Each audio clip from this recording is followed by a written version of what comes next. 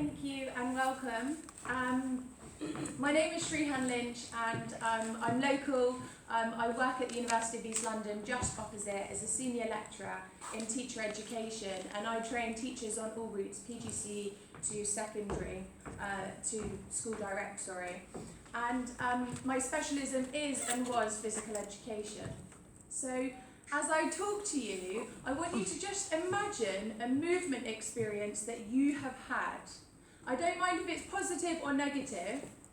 What is the first thing that comes to mind? And is that physical education or physical activity or school sport or going to the gym or whatever it is you can think of? Wave at me if the first thing you thought about was positive. And now wave at me if it was negative. Overwhelmingly, the amount of people who just waved at me something negative, and that's true, and that is exactly what the data says.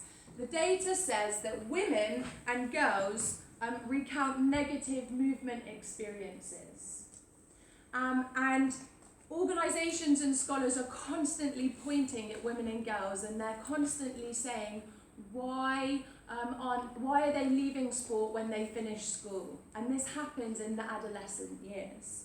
And who can blame us? Look at these images on screen. They're racist, sexist, genderist, ageist, every single other is that there possibly is. And this is what is reported on us in popular culture, so social media, books, TV, etc. However, not all sport or physical culture, physical activity, physical education is bad. And actually it has some amazing things that we can take from it.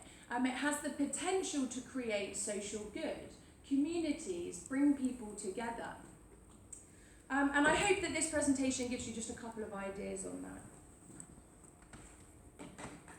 So firstly, we have to acknowledge that PE, physical activity, and all movement spaces are social justice issues.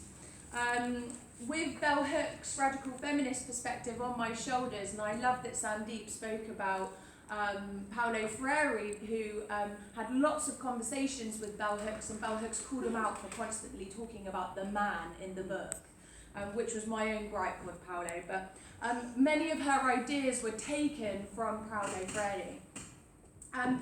With Bell Hooks on my shoulders, I spent my PhD researching and critiquing and investigating how to make movement spaces more socially just. And I attempted to increase opportunities for all students to take part, despite their identity. I walk into schools now, and not this one, I must say, because I absolutely love working with Sarah Bonnel, and they're a fantastic partner school of UEL. But what I always see is the girls are doing netball and the boys are doing basketball. And then the boys are doing rugby and the girls are doing dance. So excuse my frankness, that's quite frankly sexist and genderist. That is an example of a gendered curriculum. And it's not fair, and we have to disrupt this no matter who you are in your school. You can call it out. Why are they doing this? Why have they got those types of opportunities? And we've got to move away from these sport-dominating PE programs where they're just providing opportunities for young people to just do sport. So it's just games and just invasion games. That really limits the movement opportunities. If I asked you now, what activities do you do?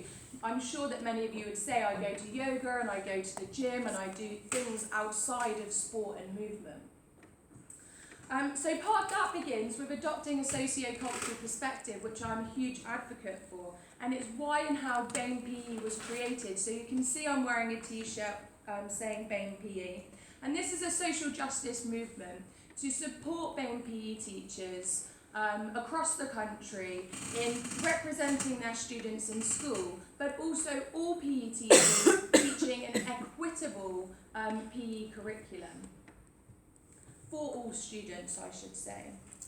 So to ensure that we teach a socially just curriculum and positive movement experiences, there are 5 things I'm going to whiz through now for you.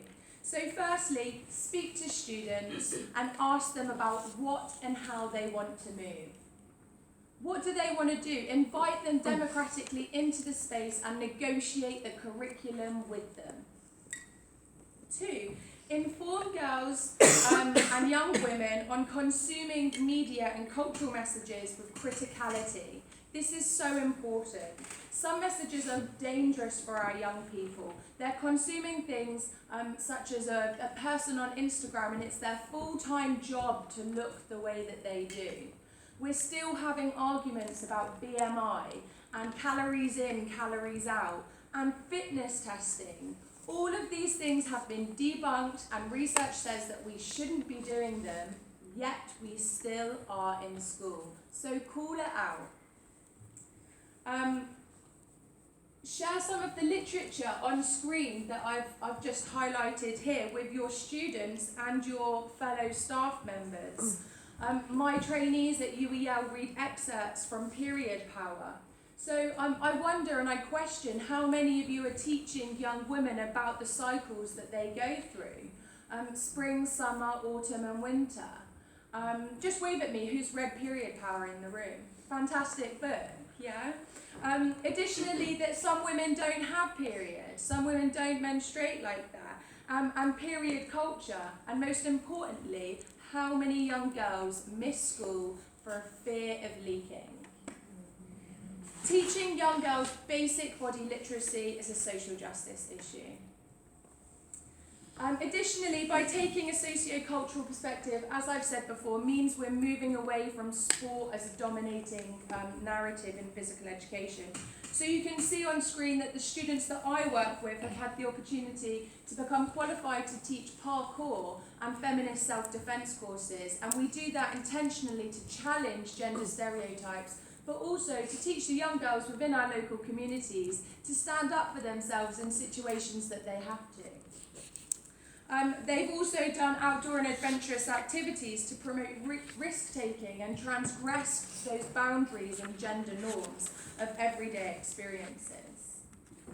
And lastly, we've done activities such as chalking, and we did that just outside here. I don't know if anyone at Sarah Bonnel has seen these chalkings that our students did, and where everybody is taught that it is beautiful. Everybody is taught that it is beautiful. Our bodies move and work in very, very different ways, and we have to respect that as women. And we have to respect that we need to promote, as educators, self-love and respect of others, as the new norm in all movement spaces, moving in our classrooms as well. When we've done that, we can begin to grow as women together. So, I'm going to leave you with a couple of things.